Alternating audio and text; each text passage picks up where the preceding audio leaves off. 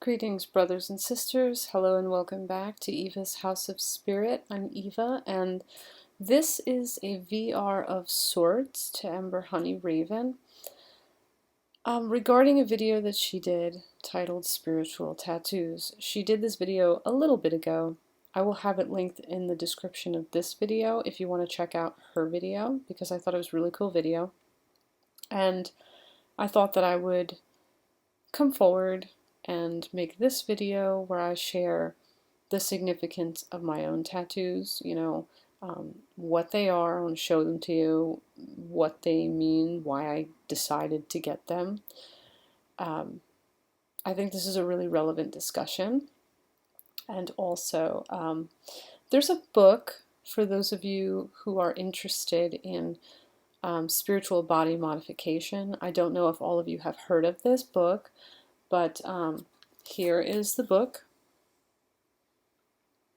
This is Pagan Fleshworks, The Alchemy of Body Modification by Maureen Mercury. And I picked up this book like years ago. This is not something I recently acquired, but it's a really cool book. Let me read the blurb for you so you have an idea of, what it's, obviously you know what it's about, but let me just read the blurb for you so that you have a little more of an in-depth idea of what this book particularly speaks on. It says, those who choose to modify their bodies cross a sensate threshold in addition to a psychological one, which places them within the ancient tradition of using the body as a vehicle for the search for ecstatic experience. Body modification is a way of reconnecting to our bodies, to the earth, and to the divine. Acts of body modification, tattooing, piercings, brandings, and implants are deeply rooted in physical impulses that are obscured in our modern technological society. As we daily become more and more removed from the physicality of our experience, we lose touch with an essential part of our humanity. Pagan Fleshworks reveals that body modification is the postmodern way to heal the mind-body separation and to enliven the soul. These fleshworks are the results of people creating their own rituals and symbols of meaning, their own rites of passage in order to feel a sense of the divine within. Maureen Mercury relates the various stages of obtaining fleshworks to the stages of alchemy, showing how fleshworks lead to psychic transformation, soul-making, the alchemical process of making extraordinary gold. Using mythological imagery and the stories of those who have chosen to modify their bodies, she identifies the signposts of our journey towards self-expression, exploring the connection between our desires and our outward life. More than 35 riveting color photographs by Steve Hayworth, the foremost three-dimensional body modification artist in the United States, provide the perfect visual complement to this examination of the soul as it rises toward freedom. Maureen Mercury is completing her PhD in depth psychology and has an MA in counseling psychology. Her earlier work includes an in-depth view of modern male tattooing. Mercury also holds workshops that focus on the ritual piercing experience. She lives in Agoura, California. Now again, I said this is not a new book. Let me see if I can find the copyright. Let me see.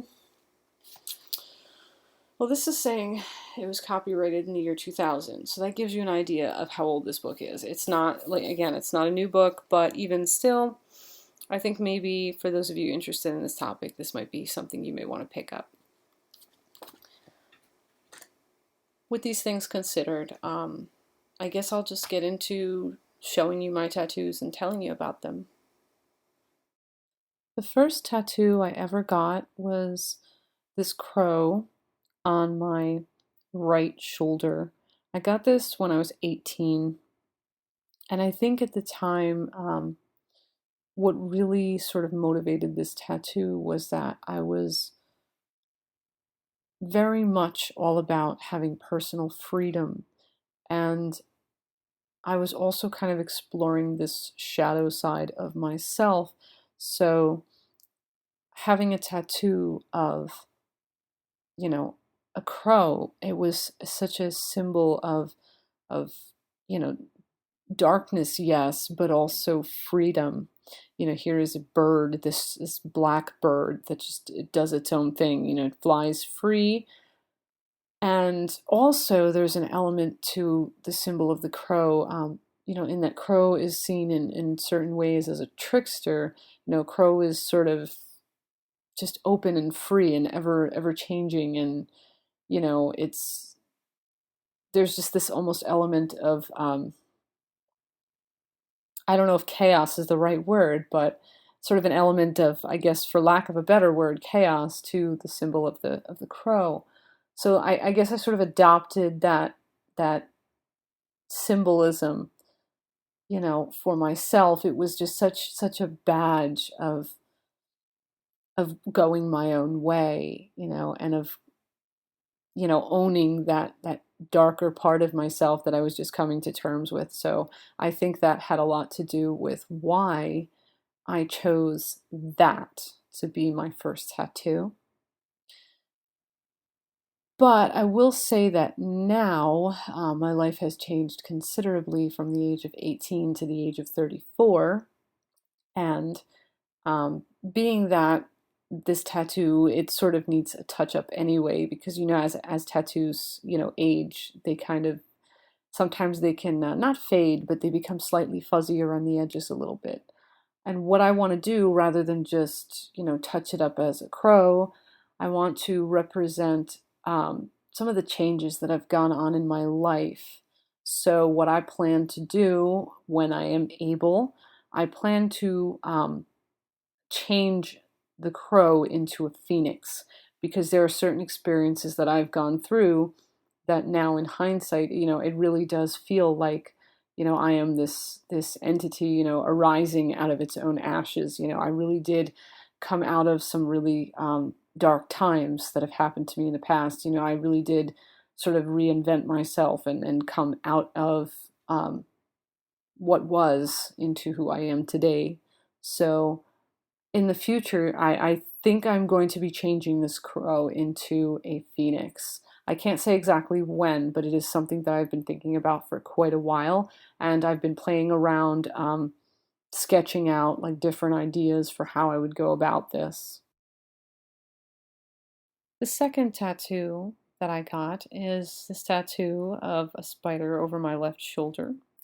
There are a few reasons why I chose this tattoo. One, um, one reason for my getting this tattoo was that I see the spider as very similar in symbolism to the Fates, the Norns, the Weird Sisters. I see the spider as, weaver of the web of life. And in wearing the spider in that way, um, the fact that the spider has the ability to create, to create its own, life in a sense by weaving its own web. I kind of see that as an affirmation that I wish to consciously, and, directly, author the path of my life through the decisions that I make and the actions that I take. For good or ill, I'm making my own way. And that's one way that I kind of see the spider. You will notice that this tattoo so far does not have a web. At the time, when I got it, I said, "Oh, it's all right. I'll get the web later," because I was kind of limited on funds.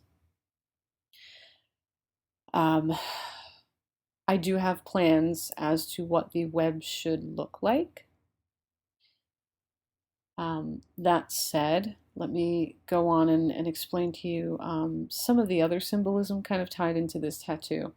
Some of you may know that I'm freaked out by spiders. Spiders scare me, and there's a symbolism in a sense of, wearing my fear. I have a healthy respect for what I fear. I may fear spiders, but I respect them too. Just like if you go back to the symbolism of the spider being the weaver of the web of life, eventually the tapestry will be woven. It will come to its end, as our lives always do. And I am also freaked out by concepts of death and dying, even though I understand that, the role of death and dying, even though I understand that it is necessary, it is a part of the circle of life. At the same time, I also have a very healthy respect for, death and dying, in themselves. And while I am afraid of these things, spiders and death and dying, these are symbols of my fears in general. And by wearing my fears, by respecting my fears and acknowledging my fears, I think that is, in a sense, the first step in maybe not not losing, I guess, that sense of I don't know if control is the right word, but I guess in a sense it's kind of like staring something in the face, by admitting it to yourself. That's the first step to mastering that, or to besting that. I don't know if that makes sense to all of you, but somehow it makes sense to me. It's just sort of hard to explain. It's hard to articulate what I'm trying to say. Finally, the third of my tattoos is this one. This tattoo speaks again about life and death. We see in this image there is an hourglass in front of a crossing scythe, and then a branch of leaves, and these are in front of the image of what should be seen as a new moon. And the branch of leaves obviously symbolizes life, things growing, things alive. And the scythe obviously represents death. And the hourglass represents the time that we have here, in each lifetime. And the moon is just sort of like, I guess you could say, it's spirituality, our perspective of life and death against the backdrop of our spiritual perspectives, in this case, mine, my own perceiving concepts of life and death from the perspective of my spiritual um, beliefs and understandings. The reason why I got this tattoo is, again, the concepts, the ideas of death and dying, the fact that, one day will be my time, this sort of freaks me out to a degree. And, I got this tattoo to sort of remind myself, like, you are alive, your time is precious. So I just wanted to, I guess, sort of affirm to myself, remind myself, put that in my consciousness that, my time is precious, and therefore, being that it's only a matter of time, I should really be aware and conscious of, you know, I should be aware and consciously make effort to make the most of the time that I have to the best of my ability, to value my life and to really find my purpose, wherever that purpose may be, be it in small things or great things. But that's what this tattoo is all about for me. This tattoo is about the impermanence of life and therefore the preciousness of it. I hope you enjoyed seeing my tattoos and hearing about why I chose them, what they mean to me. I hope that, this video, doesn't, and coupled with the tag videos that I'm doing at the same time, that I'm kind of running on this channel at the same time, I hope you all don't have the impression, those of you that are new to this channel, that I'm just here to talk all about myself and it's all about me. That's not what I'm trying to do. Maybe in some way, by hearing about my tattoos and seeing my tattoos, maybe that will somehow inspire you all to sort of think about your own tattoos, if you have any, if you haven't already thought about them, or if you never got a tattoo yet but you're thinking about getting one. Maybe watching this video may sort of lead you to think about what sort of tattoos you want to get and why, what your relationship might be with tattooing or other forms of body modification. Maybe it'll just kind of get you thinking, and it'll lead you your own way. Not that I will be responsible in any way for like your journey or whatever, or what you choose to do. That's totally your own thing, and I don't want to take credit for that, because I have no business taking credit for anything like that. But I'm just saying, maybe by my coming forward, I was inspired to talk about this because Ember talked about her spiritual tattoos. And so I said, oh, well, I kind of can relate. And so I'm here talking about mine. And I'm aiming, I guess, to inspire you all to maybe think about, tattoos and body modifications, and how they might, sort of have some spiritual role in your own lives, if that is something that is relevant to your experience. I would love to hear from you all if you have tattoos that are meaningful to you, or other body modifications, or if you're thinking about any particular body modifications, or any sorts of things like that, or if you know of any books or resources that deal with this sort of phenomena that you might want to bring forward in the comments for myself and others, to be aware of, if you'd like to bring that to our awareness. That would be cool too, if you know of some other, again, book or resource besides Pagan Fleshworks, because hey, we all can learn from one another, and maybe you know of some cool book or website or something that maybe some of us might be interested in checking out. So please, if you have anything like that, bring that forward. Again, if you have any thoughts, feelings, questions, comments, anything, I welcome those as well. And I wish you blessed be and Ashe, and until our next exchange, bye-bye for now.